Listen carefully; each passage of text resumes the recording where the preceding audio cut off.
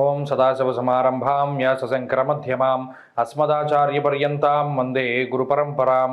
జ్యోతిషశాస్త్రాన్ని భావితరాల వారికి ప్రసాదించిన ఋషుల యొక్క పాదపద్మాలకి నమస్కారం చేసుకుంటూ, అలాగే నాకు ఈ జ్యోతిష విద్యను నేర్పిన గురువర్యులు జ్యోతిష బ్రహ్మ కీర్తిశేషులు శ్రీ ఈరంకి సూర్యనారాయణమూర్తి గారు, సూర్యశ్రీ దైవజ్ఞ గారి యొక్క పాదపద్మాలకి నమస్కారం చేసుకుంటూ, ఓం శ్రీ మహాగణాధిపతి నమః, శ్రీ గురుభ్యో నమః, హరి ఓం.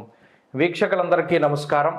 డిసెంబర్ నెల 1వ తారీఖు లగాయతు డిసెంబర్ 7వ తారీఖు వరకు ఉండేటువంటి గ్రహగతుల ఆధారంగా ద్వాదశ రాశుల వారికి ఈ వారం ఏ విధమైనటువంటి శుభాశుభ ఫలితాలు కలగబోతున్నా తెలుసుకుందాం. అందులో భాగంగా ఈ వారం ఉండేటువంటి గ్రహగతులను గమనిద్దాం. ఈ వారంలో గురుడు వక్రించి వృషభ రాశి యందు సంచారం చేస్తూ ఉండగా, కన్యా రాశి యందు కేతువు సంచారం చేస్తున్నారు. కర్కాటక రాశి యందు కుజుడు నీచ స్థానంలో సంచారం చేస్తూ ఉన్నారు. అలాగే వృశ్చిక రాశి యందు రవి, వక్రించినటువంటి బుధుడు ఇద్దరు సంచారం చేస్తూ ఉన్నారు. అలాగే మకరమందు శుక్రుడు, కుంభమందు శనేశ్వరుడు, మీనమందు రాహువు సంచరిస్తూ ఉండగా, చంద్రుని యొక్క సంచారము వృశ్చికము, ధనుస్సు, మకర రాశుల్లో ఈ వారం ఉండబోతూ ఉన్నది.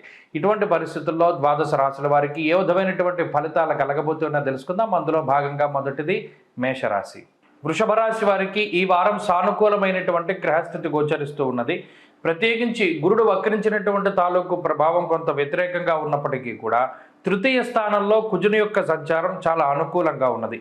గత వారంతో పోల్చుకుంటే అష్టమ శుక్రుని యొక్క అనుకూలత ఈ వారం లేదు. శుక్రుని యొక్క బలం కొంత తగ్గినటువంటి కారణం చేత కొంత జీవన విధానంలో ఏదైతే శరీరం సుఖపడేటువంటి పనులు ఉన్నాయో, అంటే లగ్జరీ విషయాల్లో కానివ్వండి, ఏదైనా హైఫై లైఫ్కి సంబంధించినటువంటి విషయాల్లో కానివ్వండి, ఆ లగ్జరీ అంతా కూడా కొంత తగ్గుతుంది. అంటే ఇప్పటివరకు ఎక్కడికైనా వెళ్ళాలి, బ్రహ్మాండంగా ప్రయాణం చేసినటువంటి వారు ఆ ప్రయాణ విధానాల్లో మార్పులు వస్తాయి. అంటే ఇప్పటివరకు ఏ కార్లలోనూ ప్రయాణం చేస్తే ఈ వారం ఏదైనా ప్రయాణం చేయవలసి వస్తే అది కొంత ఇబ్బందికరంగా, ఏదైనా తక్కువ స్థాయి వాహనాలను కానీ లేదా తక్కువ స్థాయి ప్రయాణాలను కానీ చేయవలసి వస్తుంది. దీనివల్ల శరీరం ఎక్కువగా కష్టపడేటువంటి సూచనలు ఈ రాశి వారిలో ప్రధానంగా కనబడుతూ ఉన్నాయి.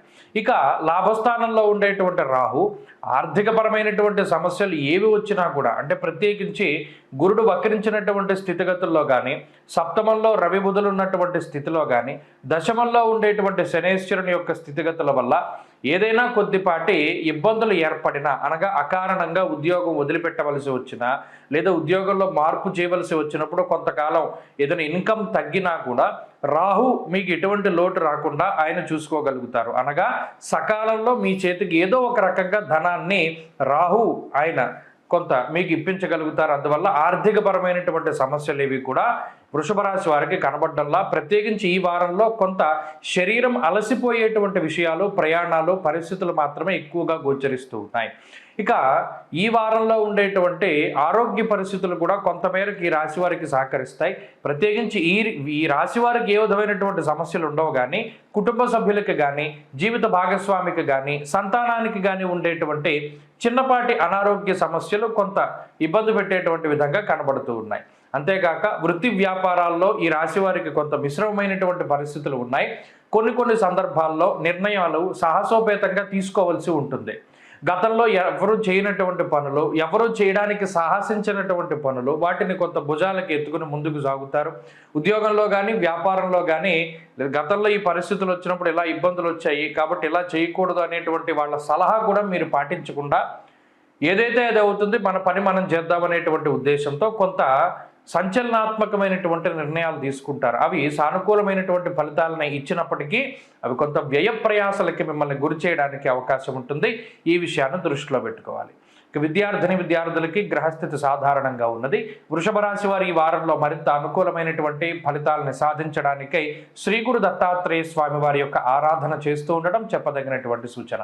ఈ వారంలో కలిసి వచ్చేటువంటి రోజు ఆదివారంగా చెప్పవచ్చును. అదృష్ట సంఖ్య 2, అదృష్ట వర్ణము పొగ రంగు అనగా గ్రే కలర్. తదుపరి మిథున రాశి.